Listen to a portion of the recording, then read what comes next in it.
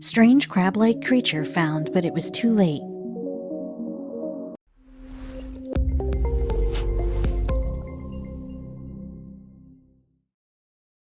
But before we start, please take a moment to give this video a like, subscribe to Happy World, and hit the bell so you'll never miss these great stories. His eyes grew wide as he stammered his words, "Don't move." He then slowly backed away from the scene unfolding before his eyes.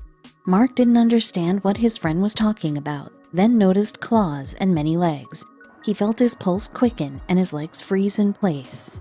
It was an ordinary day for Mark. The 32-year-old man was taking a walk with his friend. They knew where a secret place was in the Christmas Island National Park. Mark was curious and loved the outdoors. He didn't know that this particular trip would have a few twists and turns. Even though the island is called Christmas Island, it is actually very tropical and located on an island between Indonesia and Australia. Mark decided that he'd settle on the island 3 years ago. The island is only home to 1,400 people. He originally just went there on vacation but loved it so much that he had to stay. But he had no idea what he would find later on. A new day had dawned on the island and Mark was keen for an adventure. He proposed the route to his friend David, who excitedly agreed. They both ate their morning meals before packing bags and meeting up.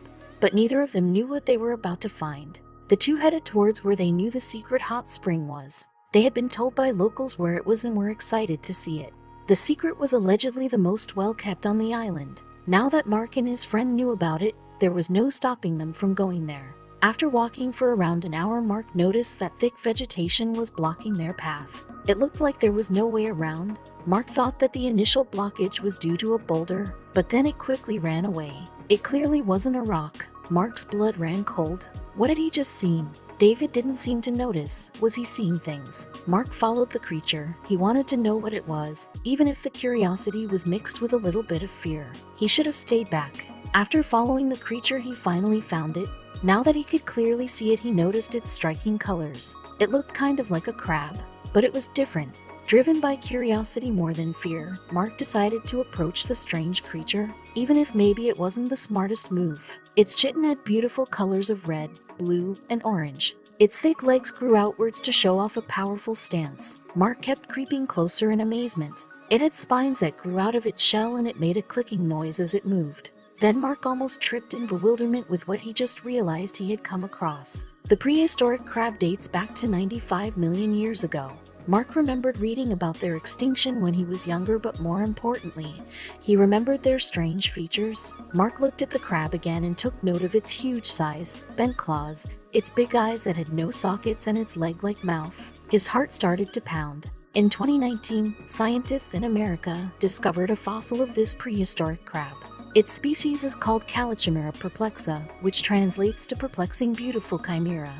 This is due to its vibrant colors and unique appearance. Mark immediately whipped out his phone to take a picture of it. Was he really witnessing the reappearance of a lost species? There was only one way to find out. Sensing the creature was harmless, Mark bent down on his hunkers and called for his friend. David soon appeared out from the bushes. "I've been looking for ... you," he said as he took in the huge beast. "What on earth is that?" David said. Without thinking, Mark threw him his phone and asked him to take a picture. What he did next would shock the world. Mark swiftly picked up the giant crab with his bare hands and posed with the mysterious creature that suddenly seemed so gentle. But Mark had no idea what he was dealing with. Sure, he had found a long-lost species, if not the ancient Chimera perplexa.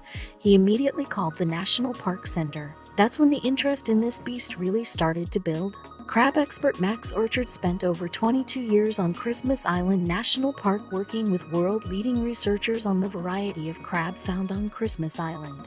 You see, Christmas Island was something of an anomaly when it came to the numerous different species of crab that lived there. For Orchard, discovering a new species on Christmas Island really wasn't too far-fetched. From his profession, Orchard knew that de-extinction was possible, also known as species revivalism. This is the process where scientists can generate an organism that either resembles or is the extinct species. If this wasn't a case of de-extinction, Mark could have found a rare and endangered species. Although it's easy to think humans have discovered every creature on Earth, that's simply and sometimes surprisingly not that case. Mark hung up the phone and posted his picture online with the caption, "Anybody know what this is?" But as he was typing, David nervously began to call out to him. "Don't move, dude," David choked. Confused by his reaction, Mark looked around. Sure enough, he saw the cause of David's distress. Just behind his foot, another 3-meter claw swung into his vision. Its unexpected presence gave Mark a sudden fright and he dropped his phone.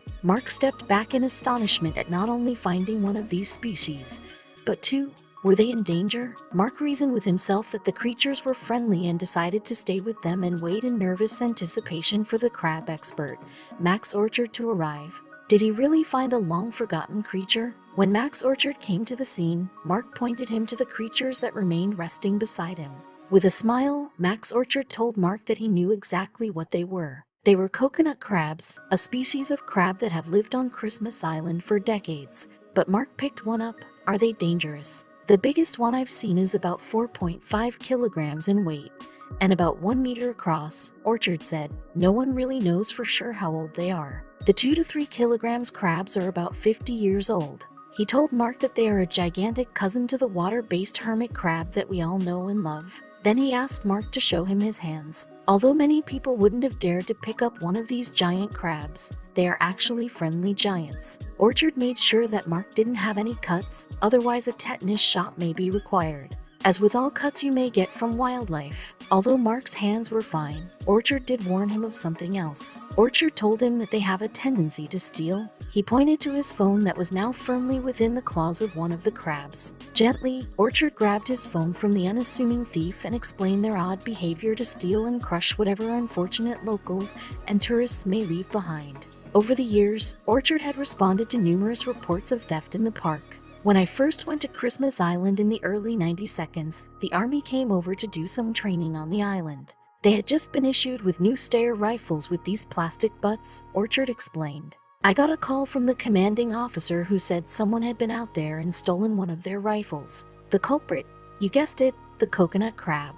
They found the missing Steyr rifle sometime later. The crabs dragged it off and crushed it.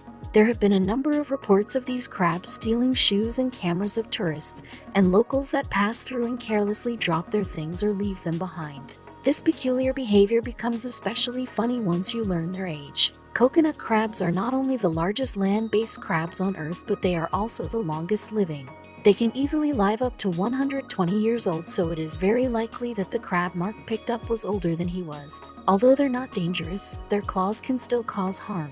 But Mark was lucky. Mark left the encounter completely unscathed. He also wondered why the locals didn't tell him to watch out for them. When he asked, they said that they wanted him to find out more about the island himself. It wasn't long before Mark's post of his exciting find gained attention online. Mark's picture of the mysterious and unique beast caused quite a stir online.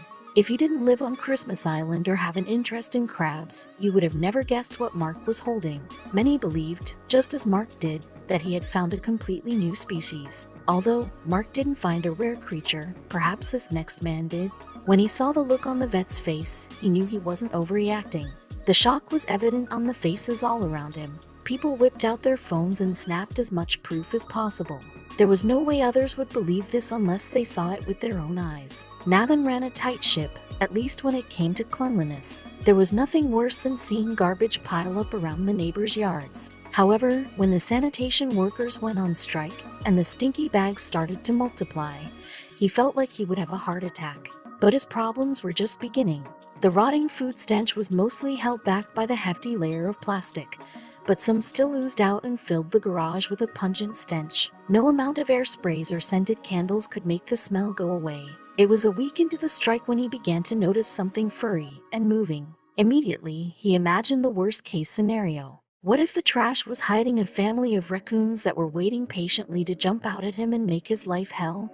Or even worse, rats. A number of rodent-infested scenarios came to mind as he avoided confronting his trash for as long as he could.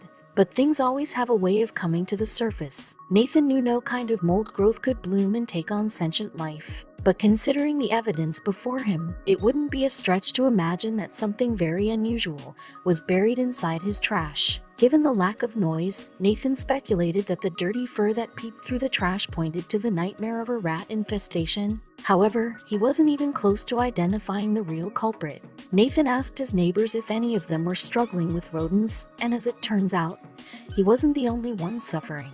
Even the cleanest neighbors had noticed the increase in vermin.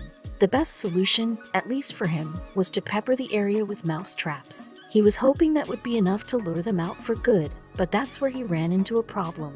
He took out an old cardboard box where he stored his mouse traps. All he had to do was grab them, but it was a box full of random junk. Taking out an old doll his niece was to love, he wondered why he kept hold of all these useless things. Finally, he found a bunch of traps and started to get to work, completely unaware that this would be a wasted effort. Nathan wanted this mysterious creature he hoped was just a rat to come out on its own accord. He really didn't want to wrestle with the trash, so he set up an intricate network of traps and laced them with cheese and any other tempting food he could find. He was barely in bed that night when he heard the first snap. He dreaded what the morning would bring. That morning, he hoped he'd wake up to a garage restored once again to its former glory. Sure, the trash would still be there, but the unsettling living thing in there would be gone. He poured himself some coffee and tried to eat breakfast, but the anticipation of what was to come made his stomach queasy. Soon, the mystery behind the trash was to be revealed. Nathan gripped his old baseball bat and opened the door, but what he saw scattered around the concrete was confusing. Plenty of traps had been set off, but no rats were in sight. In the middle of the large pile of sweating bags, he heard a strange sound. But this time, it certainly wasn't the squeak you would expect from your everyday vermin. It was a muffled, gurgling growl. Nathan hoped the sentient trash hadn't fused with a rat to make some new monstrosity. He pulled each bag away as slowly as he could, otherwise, the disturbing growls would start up again. When the last blockage fell away, he jumped back and braced himself for an attack. The pile of fur was now left exposed in his garage. Nathan's eyes squinted as he realized it wasn't a rat. This thing was way too big. For a second he wondered if it was actually just trash, but then it moved. Nathan could just about make out that it had a snout.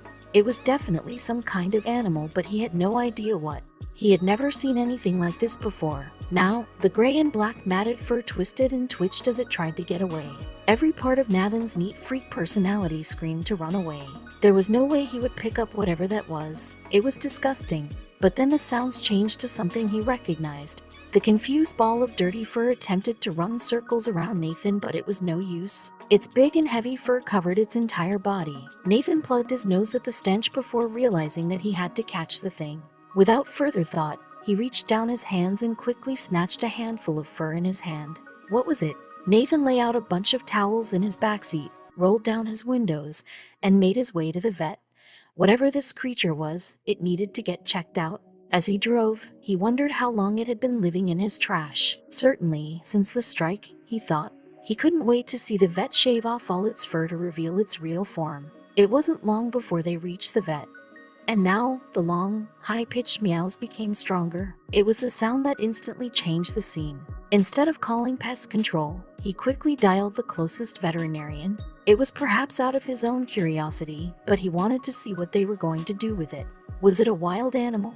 The vet team gaped and snapped photos of the growling cat. The enamer's mass of fur was mostly comprised of common fur mats. Nathan's face went slack as they clipped away over 7 pounds of fur and revealed what the cat actually looked like. Its appearance left Nathan stunned. It was clearly a street cat, and a beautiful one at that. The easy food and warm surroundings in Nathan's garage must have attracted it. But when the last layers of fur fell away, he couldn't believe his eyes. The feline was pure white. The transformation took another step after a thorough bath. The vet had never seen anything like this. The story was truly hard to believe. What was also perplexing was the cat's relaxing demeanor. It's like it knew it was getting help. Usually, stray cats are aggressive and wild, but this cat seemed to have a liking for humans. Nathan asked the vet to check it for a microchip. Perhaps if it actually had an owner, he could reunite them. However, when the vet checked the cat for a microchip, there wasn't any. The vet speculated that perhaps this cat used to live in a home but had long since been abandoned. Nathan refused to give up just yet. He put up a post in his local area and asked if anyone had been missing a cat, but no one responded. The search for the potential owners of this stray was coming to an end. That's when Nathan began to think of something else. The cat had a resting, grumpy face that made it look perpetually angry, but the moment Nathan reached out to it, the cat jumped in for every scrap of attention. It seemed the little thing wasn't only starving for food but also love. A sudden, shocking idea popped into Nathan's head, something he would have never thought possible. Pets meant stray fur and weird smells. It went against every fiber of Nathan's neat freak soul.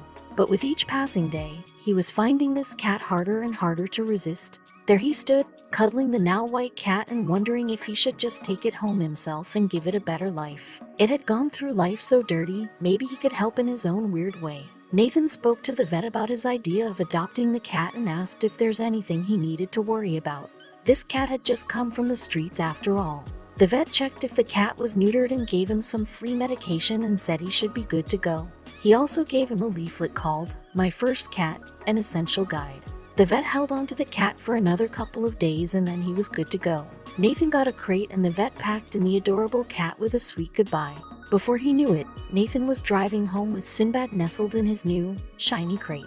He couldn't quite believe the way this little cutie arrived into his life. Yes, things wouldn't be pristine at home anymore, but since he was getting something special in return, it was totally worth it. Sinbad would never know that dirty life again. They quickly became the dream team. Nathan had no idea how lonely he actually felt before Sinbad came into his life.